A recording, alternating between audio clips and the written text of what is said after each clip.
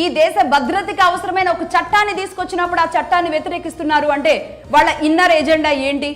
అలాంటి వాళ్ళు వెళ్ళి వలీని కూర్చోబెట్టుకొని అక్కడ వలీతో సమావేశం పెడితే మరి అతన్ని అంటే అమాయక ముస్లింని తీసుకువెళ్ళి ఎస్డిపిఐ గొడుగు ఎలా పడతారు?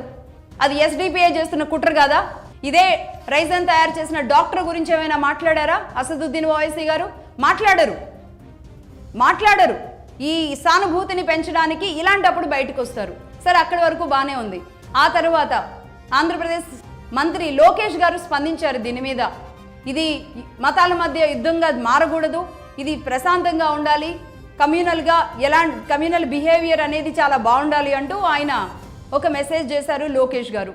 రైట్, బాగుంది. డియర్ బ్రదర్ వలీ అని కూడా ఆయన పెట్టి ఒక సందేశం ఇచ్చారు. కర్నూలు వాసి, ఆంధ్రప్రదేశ్లో వాసి, అతను పేదవాడు, అతను వ్యాపారమే చేసుకుంటున్నాడు, తక్కువ రేటుకి అమ్మాడు, అతని మీద ఒక ముద్ర పడింది అనుకోకుండా. ఆ విషయాన్ని ఆయన నమ్ముంటే, లోకేష్ గారు నమ్మి ఉంటే ఈ ట్వీట్ నమ్మున్నారు కాబట్టే నిజానికి ఈ ట్వీట్ అయి ఉంటుంది.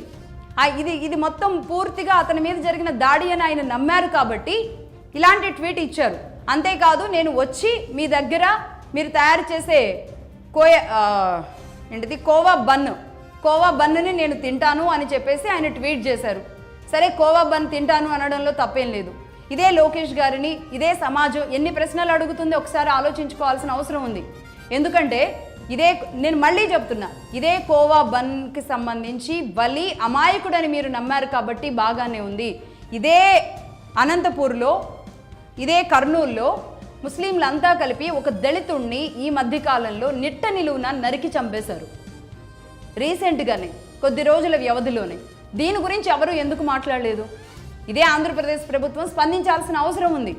ఇదే మతం మీద జగన్మోహన్ రెడ్డి గారు మతాలని రెచ్చగొడుతూనో లేదంటే మతం చాటున ఆయన రాజకీయం చేస్తున్నారనే కదా మీరందరూ అన్ని కలగలిసిన కూటమిగా మీరు ముందుకు తీసుకువెళతారని మిమ్మల్ని అందరూ నమ్మి గెలిపించారు. అంటే ఇది ఒక మతం మీద జరిగిన దాడిగా మీరే ఒప్పుకుంటే, ఇంకా మరి ఈ మతం మీద జరిగిన ఇదే కర్నూలులో జరిగిన దాడిని కూడా యాక్సెప్ట్ చేయాలిగా.